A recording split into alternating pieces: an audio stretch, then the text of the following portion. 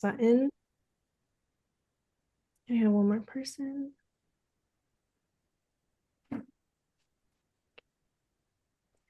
Now I think we can get started. Thank you for joining for our second session of Firewise 101. I'm glad that we've gotten this whole program started. And today I wanted to focus on site mapping and how to define your community's boundary, create map images, and submit your maps as part of your Firewise recognition. Same as the last session, we'll spend about 30 minutes on the main content and then leave the second half open for questions or discussion. As I mentioned, feel free to put anything in the chat or go off mute to bring up anything. And before we begin today, I'd like to start with a kind of brief, optional, anonymous poll to gauge where everyone's understanding is. It should be a couple of questions, not too many. So you should see that come up on your screen.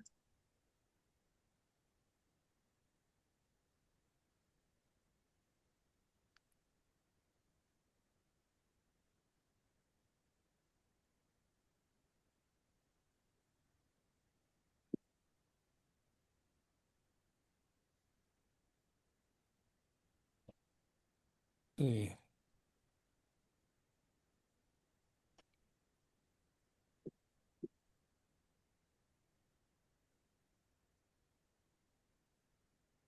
Are you ready for responses, Jennifer? Yeah, go for it.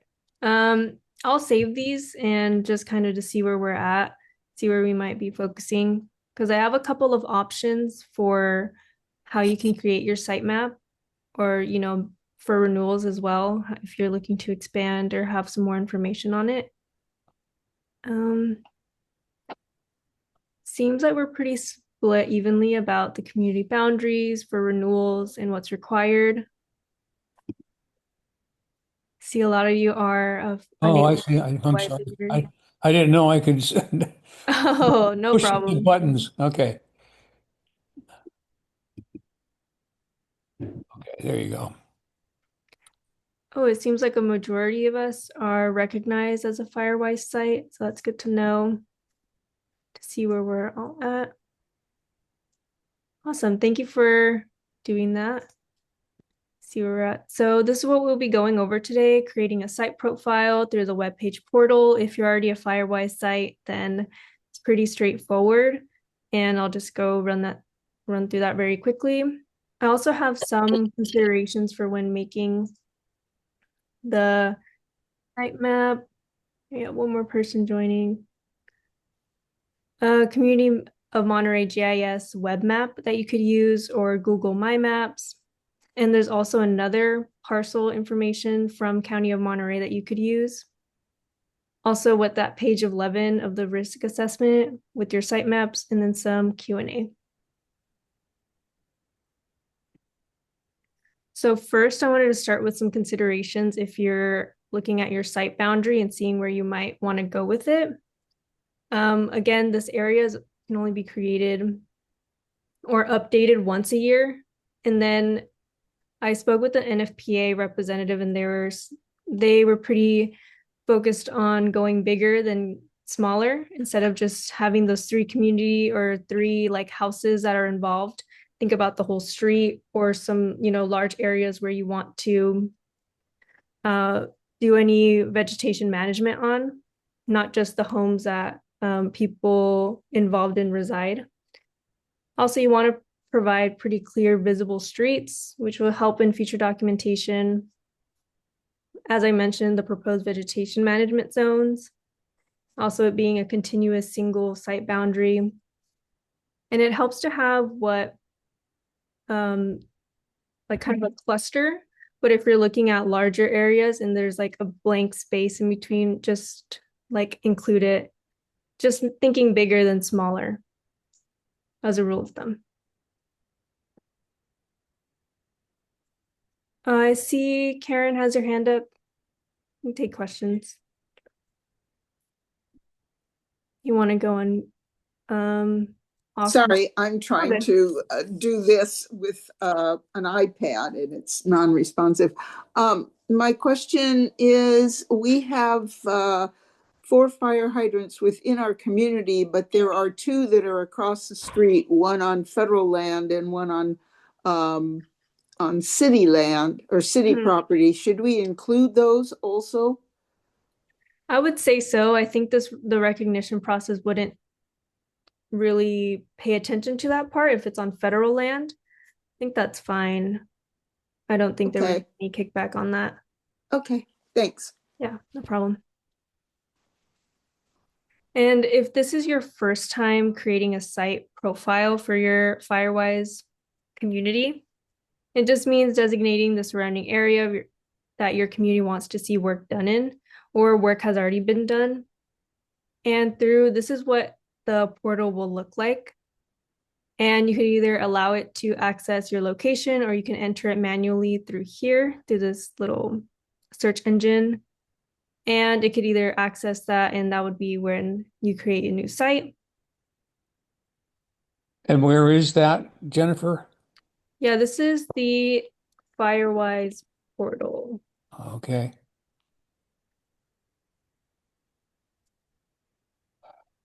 And I can drop it in the chat as well.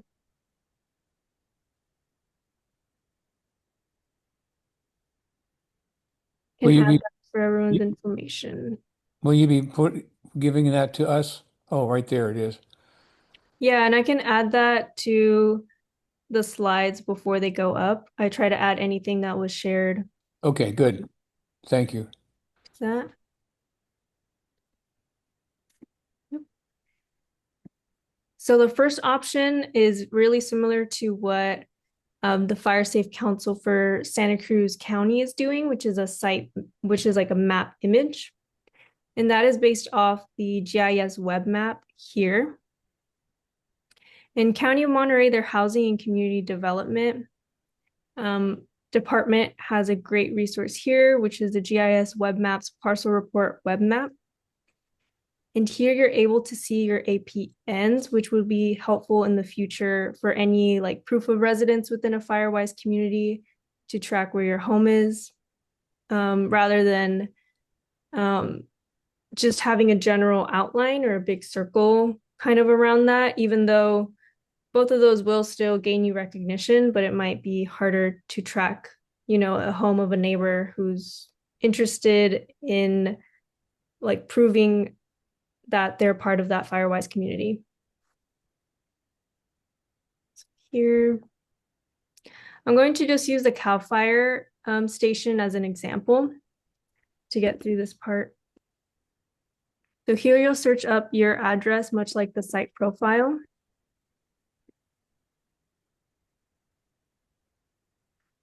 As you can see the APN number here, I'll just click out of this and zoom out.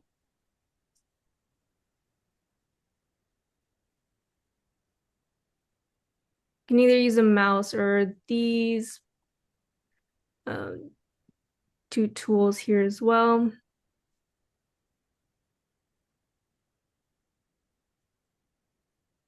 Here you can change what kind of base map you have on the icon here.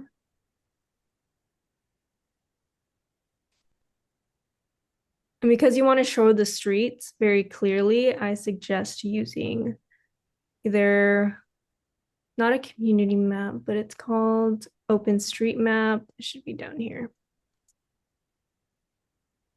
And it should show also kind of where vegetated areas are as well, and clearly state where the streets are as well. So from here, and all of this is documented as kind of listed out, but I hope today is kind of a tutorial. And through this, it's just simple. You want to do a screen grab, but if you want to be sure that all the numbers are there, just make your screen bigger. And for Mac, it would be Shift Command and then a 4 or Shift Command 3. And I think for PC it is, or Windows screen and print screen. So I'll do that quickly here to just capture this whole section that I want to do.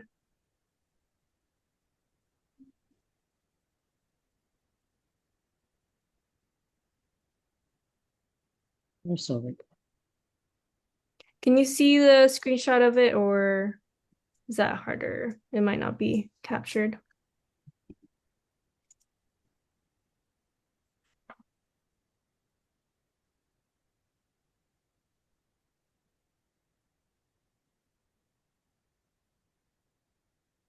I don't think I'm seeing the screenshot. You can. No, I don't think I'm seeing the Hmm. screenshot. I think I'm seeing Okay. the original web report. Okay. Let's see. Has it gone to the bottom? What am I trying to do? Hmm. Let's see. Sorry about that. I also don't want to show everyone as my side view. But I've also laid it out here how the process should be like. So you could use Paint or Mac, you can use the markup tool to draw around your boundary that you would like to see. And this is a sample. Again, you'd want it to be a continuous line. And I think separately, I'll attach a video to this just because unfortunately I couldn't screen share that portion. But yeah, apologies about that. Just wasn't showing up. Yeah, I can try again.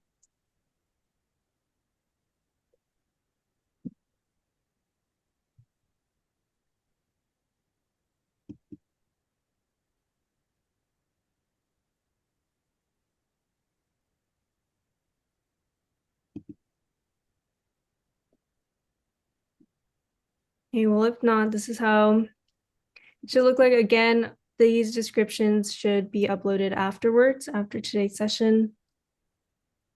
There's also Google My Maps, which is something that I've used before to in the first session.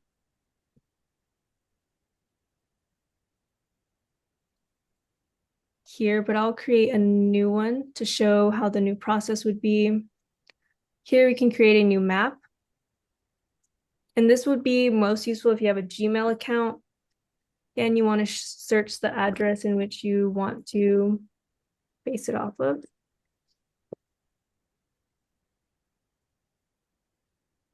Next here, it'll drop a pinpoint, but you can delete that as well. Here, you want to draw a line and then add line or shape. Again, just around this general area. Again, I wanted to include the street. And just to have a larger area, I'll include the highway as well. And then these structures here as well that I want to include. This should be fine. You can name it your Firewise name and save it.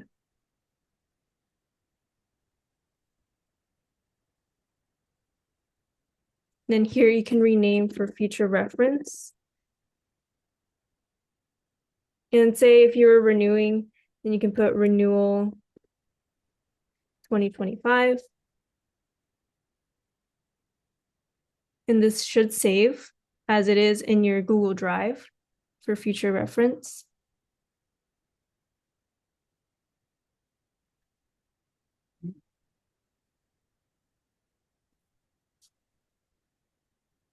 Then from here, you can print the map within the area that you would like to share it with. Print map. I suggest landscape and image. It should come up as another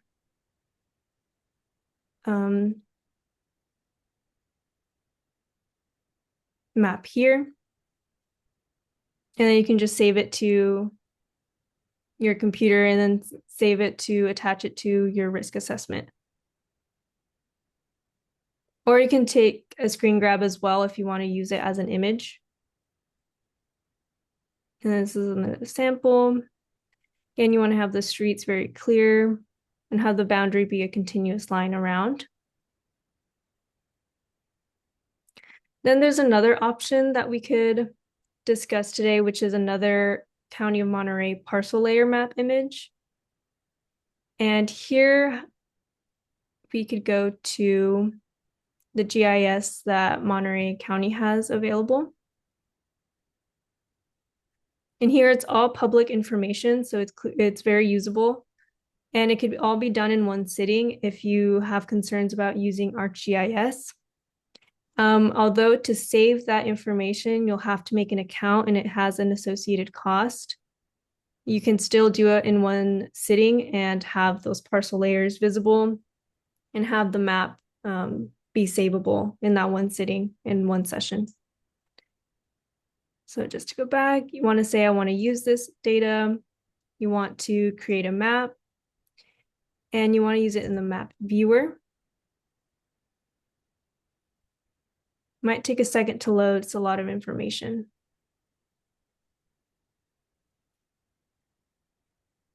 And again, there's that option to sign in and create an account, but because of the associated cost, I wouldn't recommend doing that, even if you want to save it for renewals. I would suggest saving that map and kind of saving where your region is and what homes were included. I think it'd be easier to do it that way. Here you want to search again, similar to the last couple options, but just a different format. So I want to do the Cal Fire Station again.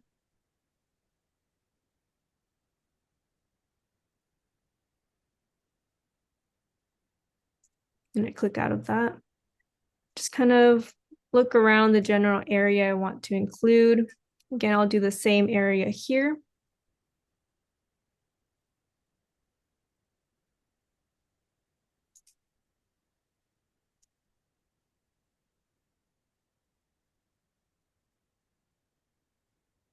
And in the top left corner to add map. You want to sketch a layer once you've had the whole area that you want to include visible. And the settings as they load should be completely fine. It should be a little translucent. Here, this is the polygon icon to start, and it gives you a cross and a dot to start. And similar to Google My Maps, you'll just go around. It should show you the polygon that you're creating.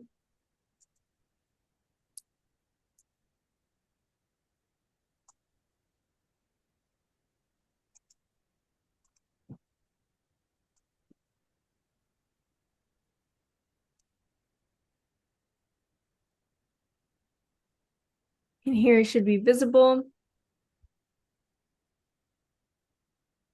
You can change this name to be the Firewise community name.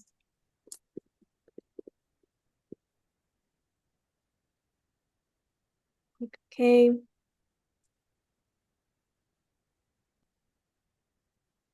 And decide to print afterwards once you've captured the whole polygon and the street names that you like to do. Here you can switch over to clicking about. And it shows an area that you would like to capture for printing. And here you have the option to change the name for how it will be represented. Again, if you have renewals, then you can just change it to your Firewise name in renewal, and then put the year. There's different options here. You can do JPEG, PDF. I wouldn't mess with any advanced options. I think it'd be fine. Since this is publicly available data, then you are welcome to use it. It is provided by the County of Monterey. Then just export. And it should show up on this other tab, print tab.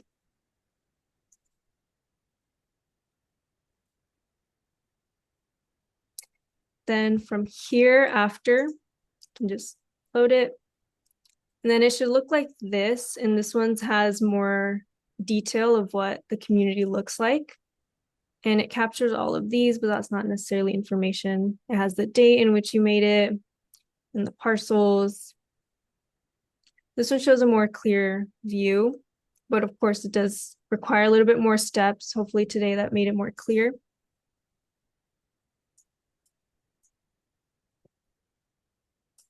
And here I've outlined all the steps and tools for this one specifically, since it's a little more techie, I guess, but I think it's still approachable for a Firewise community to use in the future if they would like to include those APN numbers, or create a bigger map and have more clear lines. And then that's still the same. This is another example. And then I want to talk a little bit more on page 11 of the community risk assessment. And this is where the copy of your map will be for both Firewise recognition and renewals. And it would have to be, again, really stating that street names and clear boundaries will help make it clear to the NFPA when processing your community's recognition. And also, whatever communities that you capture should be reflective on the other documents, such as dwellings and residents. Again, I wanted to talk a little bit on mapping for renewals. And during the renewal process, there will be a question about changing your boundary, and then with directions on how to submit a map to the NFPA through an inbox. I haven't gone through this process, but I think it'd be straightforward, along with uploading it to your portal under the risk assessment process. Again, as you're updating your boundary size, you'll need to reflect those homes in the dwelling count and update your documents to reflect these changes. And a recommendation that I got from the NFPA was to think about what can you include during this renewal, since it's only once per year. And they're looking at options to make mapping updated more frequently, since on their website, I think a lot of communities that have gotten recognized recently, it's not reflective on that map. So I think that's an effort that they're working on. And if there's an interest from neighbors not included in the original boundary, the community should consider to look broader than just a few homes, just because there's only that one opportunity for renewals once a year. Okay, and any questions, again, this will all be recorded and shared. And if there's any questions or any way that I can help with mapping, either one-on-one or kind of look at it and see, is that something that the NFPA is looking for? There have been some questions, I think, from California Fair Plan on what should an ideal map look like to be approved or seen. In a solution we workshop was including those APN numbers to clearly show that your home is within those boundaries. So if you'd like to go off mute or ask any questions in the chat, this is the time. Or if you'd like to discuss anything related or a similar issue or what your community has done for mapping, feel free to. Jennifer, Yeah. if I'm replacing an existing map, so our original map, 4 years ago was basically just drawing a circle around an area. I wouldn't be including additional properties. Can that just be resubmitted into the portal site? Yeah, that's a good question. So you mean resubmitting just in a different way instead of the big circle? It'd be a more clear map, as you just showed us how to make. Yeah, I think that would work. Just remember to keep those same amount of homes in the other documents. Right. I think now with so many applications coming in for recognition, they're really looking at that. I know some people have gotten bounce backs for not including that. They don't make it very clear on what the reason is for getting an application rejected, but other fire safe councils have identified that it might be that dwelling count or that data, those numbers that don't align across. Oh, so in the beginning, when you put how many homes are included, and then maybe the map might show more or less. Is that what, yeah, something like that. Thank you. Yeah, problem.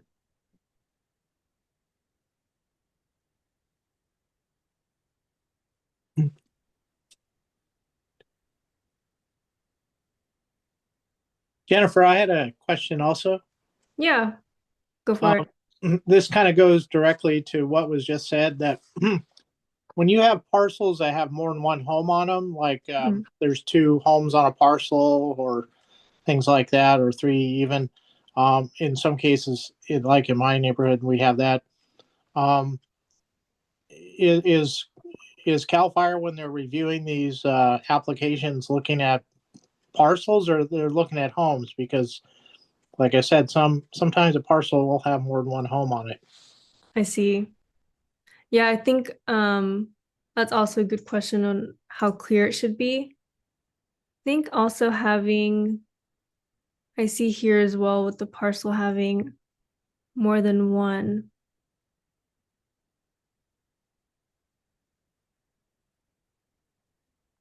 I think from, Yeah, sometimes when you see yeah, gray areas like that, they could be hmm a home. If you're looking at residences, right now you're looking at an industrial park, but if you're looking at yeah, residences, sometimes you'll see a residence, and if like if there's a detached garage, it shows up as a separate structure. If you have a barn, that's a separate structure. hmm It's a little bit tricky if you're trying to use these mapping tools where they have shaded areas showing buildings to count yeah, residences. So, if Cal Fire is kicking things back because, oh, you said you had 50 residences, but you only have 42 APNs, that I I don't know. see your point. Mhm. I do Yeah. know that they did. I had a couple of math errors on mine where in one statement I might have said I had this many residences, and in another I was off by a little bit, and they did hmm kick it back because of that. And I think having, those shaded other homes within that parcel, the solution or going with the parcel numbers in my head made sense to correlate when it's like proof of documentation for future insurance discounts or how that would look like. So that's something that I try to workshop. I think having those shaded homes too, like visible, like as done before, we can look at. Jennifer, can I pop in for a second? It's Pam. Yeah, yeah. Hi. May not be able to answer that question, Bob, immediately, but NFPA is counting dwelling units. Mm-hmm. So if you have a large garage or storage unit, only the dwelling unit should be counted. However, if you are a multi-residential unit structure and it's connected, I believe that's still considered one dwelling unit. However, if there are multiple properties that are individually inhabited, I'm not sure. And that's where I think that question would have to go back to the NFPA for clarification. Yeah. But typically it's one dwelling unit, a dwelling unit. So to clarify on that, Pam, if you had one building that had 4 units in it, like a fourplex, you would I call think that one dwelling unit or I four? I think so. The way I read it, it's dwelling unit, so it's connected. It's one. It's not the number of families that you have living there. I mean, you could have all of your in-laws in your house, and they all have separate entrances, but that's one unit. But where it is a multiple unit, I'm not 100% sure if they count that as additional residences if it's still under the same APN number for the property. That will require clarification. Yeah, normally a multifamily unit will have one APN. Right. But also I know that there are APNs where there are separate buildings for the units Yep. too. And so, those are separate dwelling units, it seems like. Mhm. So, Yeah. So that's on our to-do list to clarify for you. Yeah, definitely. Margaret, I see your hand up as well. You hear me okay? Yes. Oh, okay. Yeah, so on that same point, yeah, it would be helpful to have clarification on that. We are in a condominium complex, And so when we did our application, we have not yet done a renewal. So haven't gone through that process yet. But I think we put in, I mean, just as an estimate, say, 37 buildings, but that is 113 residential units. So we counted dwelling units as the individual dwelling unit, the condos, not necessarily the number of buildings. But the map shows, and we just were using a very old site map that's still accurate. It shows that buildings are joined, but it also shows the numbered dwelling units. So I'm not sure, but we went with 113 dwelling units as opposed to just the number of joined buildings. So yeah, so for application purposes, that was fine. But if any further clarification can be had, that would be great. Yeah. And we'll follow up to see if, those like number of dwellings, as you said. Mm-hmm.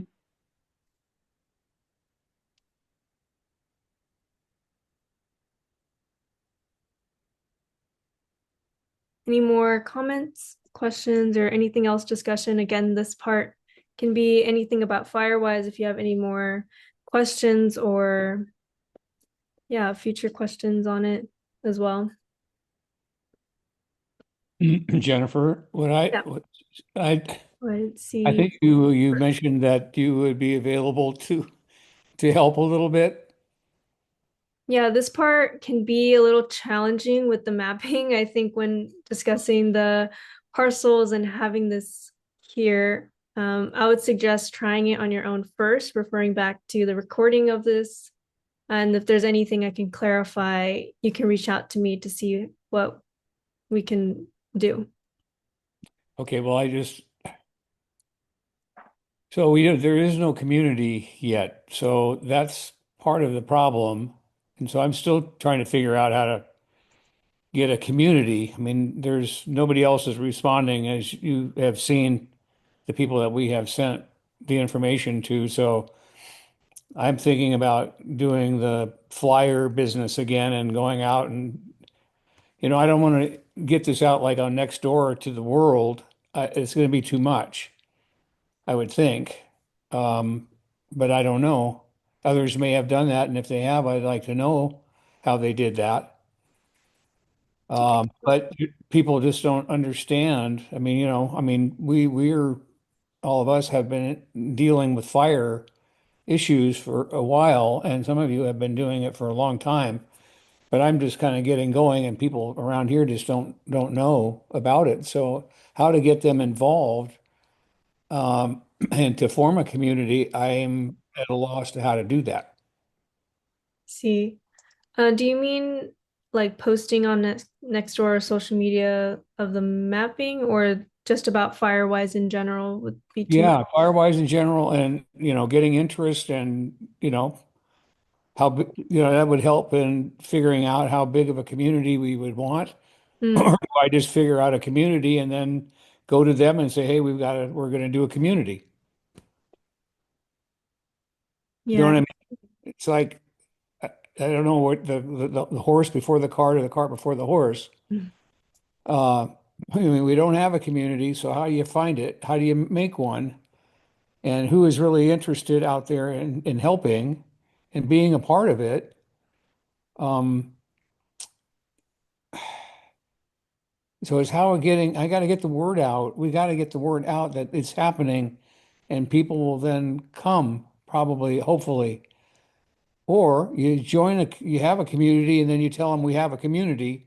So this is what you're going to have to do. I mean, some of them don't even know about Firewise or any of what they need to do. I don't think. I don't know. Yeah, I see Jennifer? your point. Yeah, I see both Pam and Joanne can take this too. Okay. So Stephen, it's Pam Peck, with Yes. Jennifer I on. have a question. Have you done anything to try to bring these people together for an informational sit down? No, no, not recently. That was done probably uh 3 or 4 years ago. We got people in the neighborhood. I mean, Crandall and Shady Lane and some on Dry Creek to come and listen to the fire marshal talk about fire risks. I don't think there was any, I don't know if Firewise was talked about then. I don't remember. Uh, but that was the end of it. There was one meeting and then COVID came. And so that all went away. And so everything that we did is kind of gone away. I mean, it was done, but there's some of this people probably don't remember even Okay. anything about it. Because we very simply, my neighbor and I went to a meeting and found out about Firewise and thought, okay, we're going to bring this to our neighborhood. And I just did a thing where we invited everyone to my home patio, and I sent out a thing online and just said we're going to do this informational. And we did have Richard Bates, and we had our North County fire guys here, and it was just an informational sit down. This is what Firewise is. We answered questions. We actually did some assessments so they could see what that looked like on my own home. And it was, I mean, it was very grassroots, simple.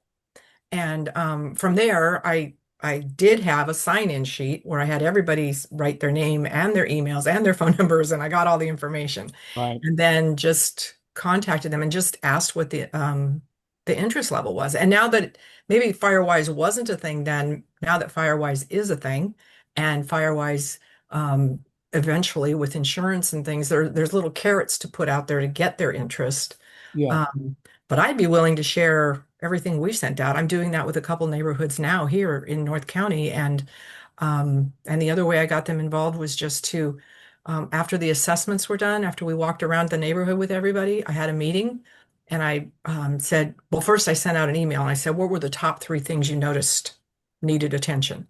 And then we had a meeting and we went through that whole list. I typed it up and had everybody mark it with a 1, 2, 3, which is how I got my 3-year plan.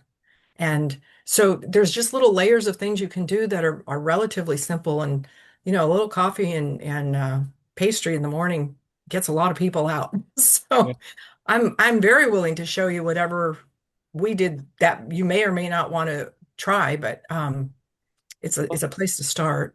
Well, I do 'Cause want it sounds like you kind of have interest, but you don't really, and you sound really interested in starting something. So I well, I do come have interest. alongside. You know, we back right up into the skyline forest. Yeah. So there's a lot of trees around. Excuse me. And I got the energy to go hand out flyers just to get, you know, a bit figuring out how big and how far to go to Sure. stretch that is what I need to do. And then, you know, then organize and get whomever, Bates or Pam All or of the above. all of the above. Yeah, they're all very helpful. Maybe even you, Joanne, to say, you know, we've done it and this is what, you know, I don't know. But that can all go afterwards, kind of figuring that out. You have an HOA or anywhere to start with information? No. No, no. That's what Okay. makes it a little harder. Okay. Well, there's Yeah. certainly things to look at. Can I jump in one more time, please? Sorry. Yeah.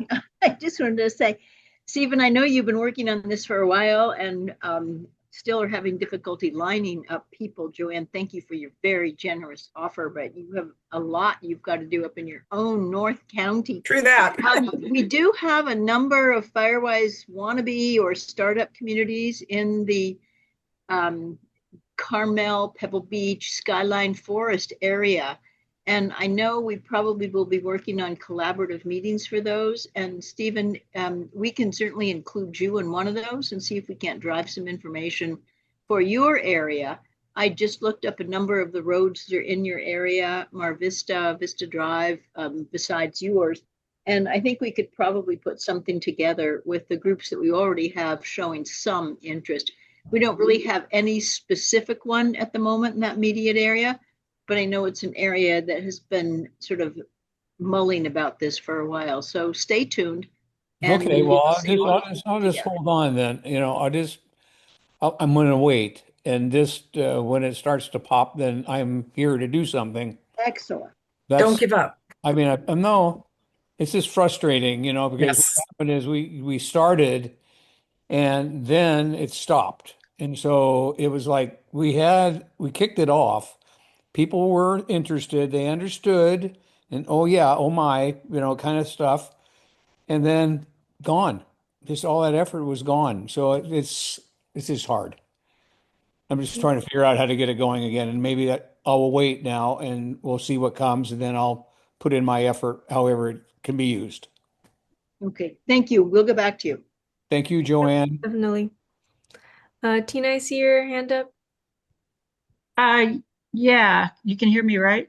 Yes. Okay, yeah, I was just going to say when we started our Aromas Firewise group, it was basically, I think, two people that were interested in starting one, and they put their heads together and tried to figure out a few more people that might be interested in joining them, to be leaders in starting an organization. And that's when they tapped me to join them and tapped like maybe one other person. So there were four of us, and we got together, drew some lines around some streets in Aromas, and then made flyers and put them in mailboxes and said, we're having a meeting. And we got such good turnout that we eventually enlarged our area. But we just initially started with two streets and just walked. I remember walking up and down the street, putting flyers in, on top of everybody's mailbox, and we got a good turnout. So, and I would say start with, if you can remember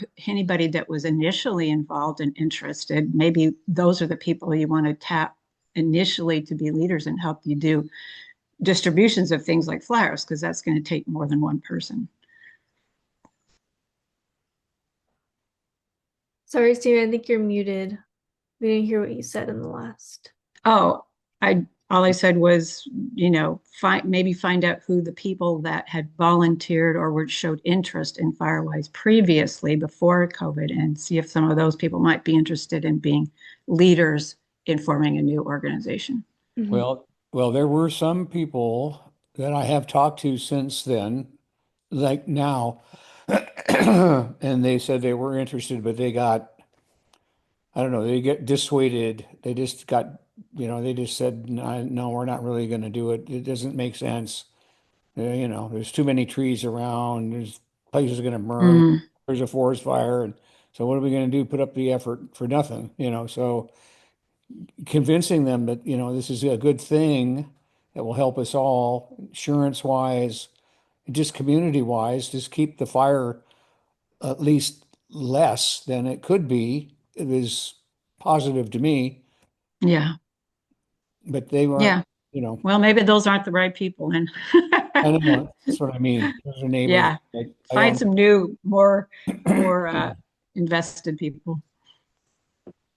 Thanks for your comments, Tina. Okay. I see Bob has his hand raised as well.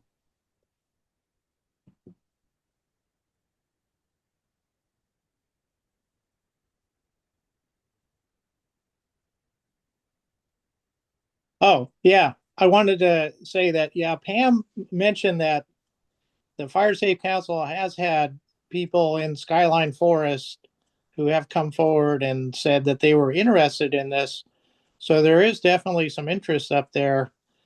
And to kind of go with what Tina's point was, the way I started is I just went around my neighborhood. I talked to my neighbors, and then got one or two people who were kind of interested, and then made flyers, and then just did a basically a driveway meeting. So we all met in my driveway. So you don't necessarily have to go and rent a hall somewhere or anything like that, especially, if it's not a gigantic Firewise community. You can just meet in somebody's driveway and just have, like Pam likes to say, have donuts or, have some drinks, and just talk about what people's concerns are about. And you mentioned that some people have concerns in Skyline Forest that, hey, we have trees, they're going to burn. Yeah, they are going to burn if you don't do anything about them. And perhaps maybe your houses will burn too. But maybe just the trees burn, or maybe you're able to get some effort to put into place to take care of some of those trees, or at least get them away from your homes, clean up around your homes so that your homes don't also burn. So, there are things you can do. You can be fatalistic and not do anything and just wait for, uh, wait for what you think might be inevitable, or you can be proactive and try not to have your house burned down. But in the end, the state of California is going to tell you you have to do this. There are laws on the books that say you have to clear defensible space. There is a law in the books that we'll be starting to enforce next year that requires a 0 to 5 feet of clearance around your homes. And if people don't know this, then they're going to be stuck with some bills coming in, especially in the city of Monterey, because I think the city of Monterey is very, from what I've seen, the city of Monterey is going to be very proactive on some of these issues. So these might be things where it's better to get ahead of the curve than behind it. You don't really want the fire officials to be coming in and doing proactive work on your properties. So it behooves everybody to try to get ahead of this. Exactly. I mean, I agree entirely. But I mean, I've done all of that one time already. And so it was years ago now, but now we're starting anew. So Yeah, I'm, it's okay to start again. It really yeah, I is. know. It's easy to say. You don't Yeah, know what my life is all about. You don't know what I'm doing. I don't know. You're a professional engineer. You got a busy life. yeah. I do too. And so, I mean, all of us do. I mean, I'm alone. I'm here. Uh, there's multiple things that I have to take care of that just don't allow me just to drop everything and just spend it on Firewise. That's what it really takes is time and energy to do it, is what I see. It Yeah, I does take think, does take some energy. Yes. yeah, I like to add that I'll follow up to connect you with another nearby community as well to see if they're renewal, then we'll just expand and include your home in that so it's more individual. And if you'd like to speak, after this meeting as well, we can do that as well and see where we could go. All right. Okay. I heard you. Thank you. If you were talking to me, were you talking to me? Yeah. Okay. Yeah, and thanks to everyone for your suggestions as well. Yes. Thank you, Pam. Thank you, Joanne. Appreciate it really. And Bob, appreciate it. It's just been a long time. It just sits in my head. I mean, I'm in the forest. It just sits in my head and I see it all the time. My house I've taken care of pretty much.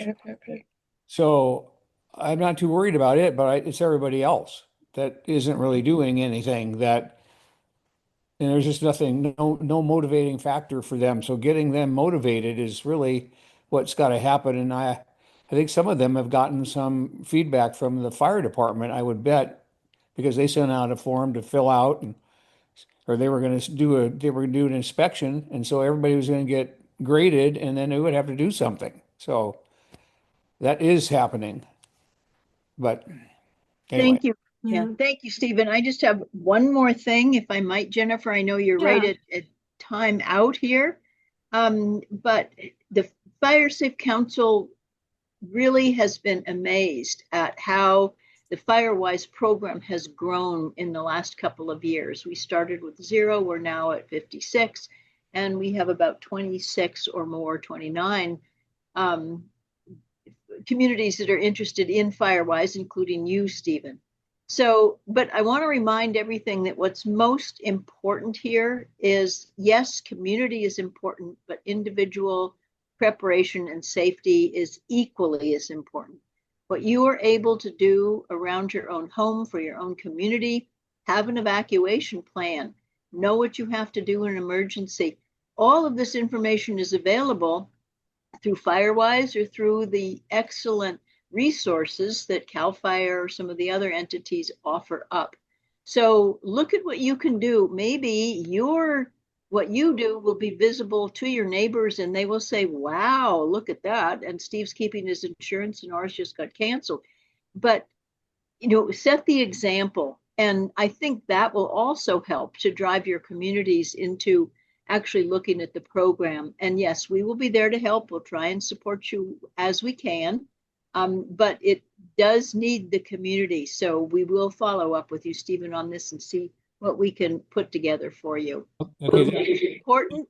that'd be really helpful. Firewise is not an end all to be all, but it is, very helpful if there is a community organized behind it.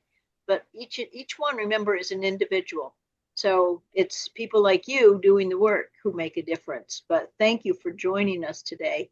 Thank you, Jennifer, very much for this excellent program. I'm sorry I was a little late, but thank you. Well, thank you for listening to me whine and complain and snivel. I really don't mean to do that. I want to do it and I want to get it. I want to do it, but I just need to get, I mean, everybody's got direction, but I just don't have the wherewithal or the means or the understanding computer wise to do it. So, all the mapping and everything isn't as easy as it used to be for me. So anyway, that's just Well, we'll see where we can help out. Thank okay. you. All right. Yeah, we hear you. Thanks for joining today. Thanks, Jennifer. We have a few more minutes. If anyone else has any more discussions or have any meetings coming up or anything they'd like to put out there to the group as well. Just 5 more minutes to hand off. And again, we have a post-meeting survey as well. So if you leave or have somewhere else to run to, then that should show up if you'd like to fill it out. Again, it's anonymous and optional.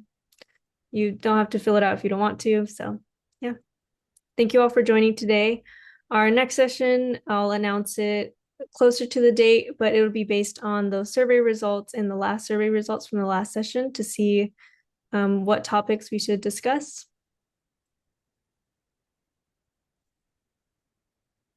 And I'm going to stop recording as well.